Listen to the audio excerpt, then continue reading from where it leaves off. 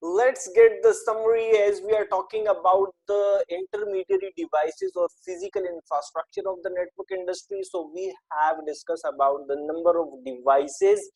At first we discuss about the switches. As you can see in the image right now, here we have a few switches which we use for the purpose of connecting the end devices within office and within the departments, or connecting to the other devices in our network infrastructure. And in the same manner, these two types of devices are using the cabling infrastructure for connecting the end devices, while we have the wireless routers which are also used for connecting the end devices, but they are using the wireless connectivity to connect the end devices. So on the next stage we discuss about the routers, as these two devices are using these three devices are used within the local building, while when we are trying to access number of servers or number of